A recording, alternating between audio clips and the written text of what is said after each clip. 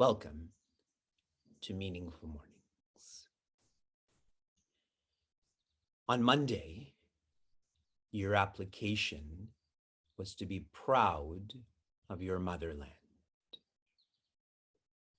On Monday, magically, our community was able to gather at the City Hall in Niagara Falls.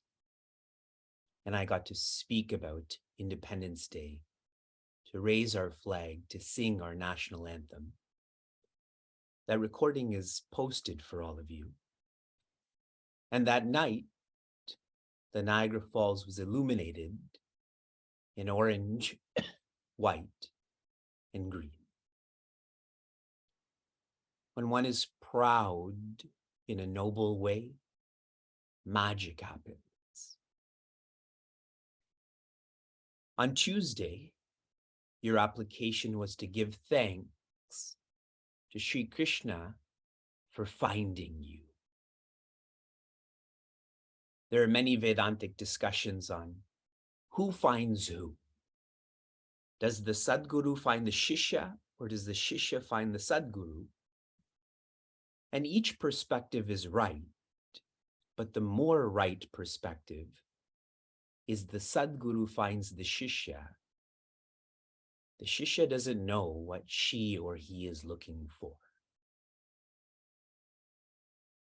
Shri Krishna has found you. In Srimad Bhagavatam, right before Shri Krishna manifests the prelude to him being born, the reason why Shri Krishna is about to manifest is just grace. He's born just to bless people who deserve this, people who don't deserve this. Your application for Wednesday, August 17th, all the way to Sunday, September 11th, all the way to your enlightenment, is to complete your challenges.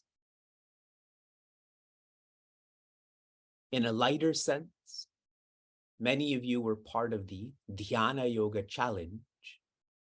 Complete this. Over the next 24 days, watch the recordings in the morning and evening, and you will complete that challenge. Those in the Contentment Challenge, complete this. Rise to the bonus of offering dana. Those in the Running from the Mind Challenge, complete this. As you're training, don't listen to this and that. Chant with the mind. And now, our courses in our communities, the registration for the 2022-2023 year are open. Complete changing your lifestyle to adapt to these courses in communities. In the Ramayana, a section on Mitra Dharma, that is the characteristics or responsibilities of a friend, one of the foremost qualities of a friend is one who challenges you to be better. And so who is everyone's best friend? This community. To challenge you to be cheerful, to challenge you to be content. A typical friend doesn't do that. This is your application until September 11th and forever. Complete these challenges, complete challenging yourself. With completion comes appreciation. I offered my appreciation to Shankarji, to Rupa, and I began with Ragini. Ragini tends to many facets of meaningful mornings behind Shankarji and Rupa. Ragini, would you like to share some reflections briefly?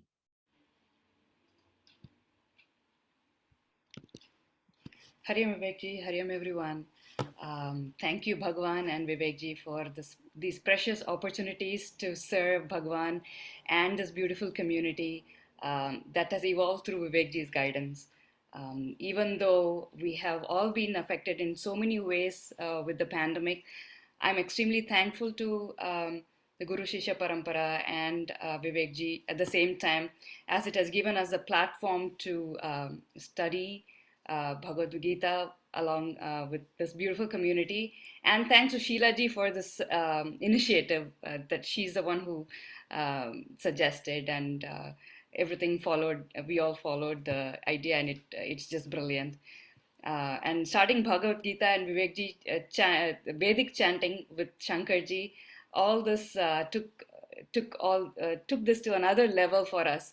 And we resonate with every word, every verse, and every chapter. Thanks to Vivekji for his compassionate efforts in teaching and guiding all of us. Thank you again, Shankarji, for your efforts, Rupa, for this beautiful experience every day, and lots of love and prayers to this beautiful community. Thank you. Hari Om. Thank you, Ragini. And you're right about Sheila. I was telling her 2 nights ago when we were hanging out that I dislike her because she has so many good ideas that I have to implement them. It's so much work. So Meaningful Mornings is an example of that. Every day after we study Bhagavad Gita on Facebook, there's a posting on how we practice. This is an audio summary of the verse. How we practice is a visual summary. How many of you are involved with that? As in you write it, you read it? Because of your efforts, this is my appreciation to all of you. Because of your efforts, we now create such summaries for chick culture, for parenting culture, for Devi culture. All of you have really been catalysts for our community to evolve. In chapter 9, verse 10, Shri Krishna is teaching us that he is causeless. He has no cause, and he doesn't engage in being a cause. In a simple sense, he's sharing he is consciousness. If there is a sense of creation, and Shri Krishna is sharing he is the causeless cause. He still doesn't have a cause, but if there's creation, he is the cause. In a simple sense, he is the absolute creator. The implication of this verse, you are not the doer. If you're not the doer, then practice living less as a deserver. What that feels like is living less for recognition, less for appreciation. If it comes, smile. If it doesn't come, smile more. And since you're not the deserver, you're also not the depender. I know none of this makes sense in English, but we're not studying English. We're studying joy. Being less of the depender means having less dislikes towards this person, less likes towards that food. In verse 11, Sri Krishna teaches us, those with a small heart, they then have a small mind. And so they have a small understanding of the trust triangle. Divinity is small, the map is small, the guide is small. Such people are the ones who follow krama mukti. They postpone being joy. Conversely, those who are large-hearted are thus large-minded, and so have a large understanding of the large divinity, large map, large guide. They're the ones who follow the path of sadhya mukti. They don't postpone joy, they're practicing joy. To help this, the next two chapters, 10 and 11, Sri Krishna describes his greatness. His Vishwarupa will be seen, his infinite form. His Vibhuti will be seen, that infinity expressed as diversity. Zooming into verse 11 a little bit more. As we reflect on feeling Sri Krishna in every being, specifically human, what separates us is just names and forms. Look at how many names are joining us. Look at all the forms. But I don't describe you as an individuality, correct? Even a family. I describe us as a community. What's so fascinating about how addicted we are to names and forms. I believe it was Monday when I had set up the Instagram phone I use upside down. You know, that day, I think 60 people watched the recording. I feel, how shallow is that? Because I was upside down, people were fascinated by it. Here I'm teaching Tattvamasi, and way less people join. And you know when people join the most? When our kids are in the video. Look at those cute kids. Let's watch this. When the foundation is Tattvamasi, see my point about how addicted to names and forms we are. The practice from verse 11 is be humane. The one who is humane is a human. They're the ones who feel, who lives inside of every human, animal, plant, stone. Now, this could be just another word for us. Being humane means converting vices into virtues. Vices separate us. Virtues unite us. Verse 12, the 350th verse of Bhagavad Gita. Mogasha moga karmanaha mogha jnana vichetasaha rakshasim asurim chaiva prakritim mohinim shritaha. Are you ready for these lashing words? Moga means vain. That word comes up many times. What does vain mean in the field of self-development? It means that you feel you are the doer. You are the doer. What does that look like in our lives? we try to change our context to create joy. This morning, I was interacting with a young seeker, and he was asking me, is there always something that bothers you? Referring to himself. And I said, yes, that's the nature of Prakriti. For it to be imperfect, incomplete, it will always bother you. You can't manipulate the context for it not to bother you. What you have to do is change your vision. That's the shift from I'm the doer to I'm not the doer. What kind of vanity are we engaged in? Mogha ashaha, desires. Naturally then, mogha karmanaha, these desires express as actions. My actions are vain. My desires are vain.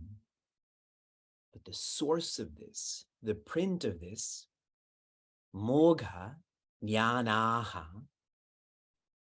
my understanding is vain, vichetasaha, hence my wrong thinking, my wrong relating. Do you remember what the theme of this chapter is? Raja Vidya, a vision that shines. This is Mogha Vidya. It's hard to call it a vision, but if I go with it, a vision that doesn't shine, a vision that separates. What are such people like? Rakshasim Asurim Cheva. They are Rakshasas. They are Asuras. A Rakshasa is one who harms others. That's where the word Rakshasa comes from, the one you need Raksha from, the one you need protection from. An Asura is one who harms themselves.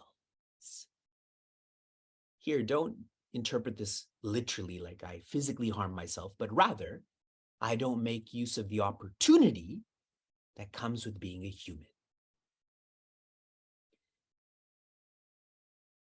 Prakritim mohinim shritaha, those who are Rakshasas, those who are Asuras, their nature is one of moha.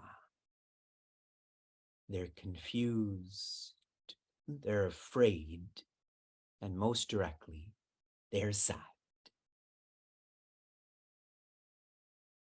Yesterday, when I was describing how this semester was going to end and the next one was going to begin, I had said we're going to start with verse 16. And I corrected myself that we'll start with verse 13, but the word 16 was in my mind because this verse becomes the seed for chapter 16, where Sri Krishna describes those who are virtuous and those who are vicious.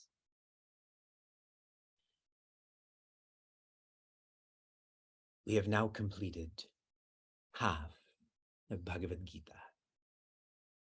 This took us 520 days to reach.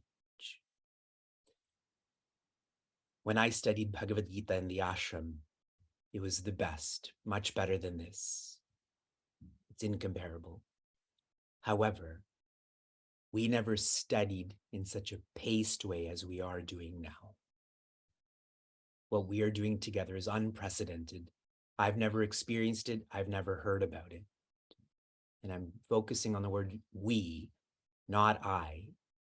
And even better is he's facilitating all of this. He's having fun with us. And so I pray to Bhagwan Krishna on Krishna Jayanti, the way that he's finding us, for us to be large-hearted, to find him.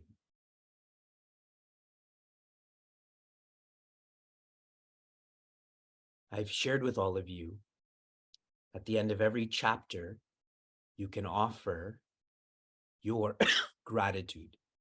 You'll have 18 opportunities to do this. 8 are done. I've shared with all of you, you will have the opportunity to offer your gratitude for every section. There are 3 opportunities. 1 is done. Now I'm sharing with you, you have an opportunity to offer your gratitude for the half completion and then the completion. You'll only have 2 opportunities to do this. It is Bhagavan Krishna's grace that we're all experiencing. Express your gratitude as generosity towards his Prakriti. Our community has raised 50% of what we're aspiring for towards supporting awe, air, water, earth. We now have exactly 50 days from today until Vijayadashami. So a lot of grace and gratitude and generosity has been invoked, and I'm encouraging all of you to continue to evoke this. Shri Krishna Chandra Bhagavan Shri Krishna Chandra Bhagavan ki jai. Aaj ke aanand ki jai. Shanti, Shanti, Shanti hi. Be safe, be sound, be serene, be joy.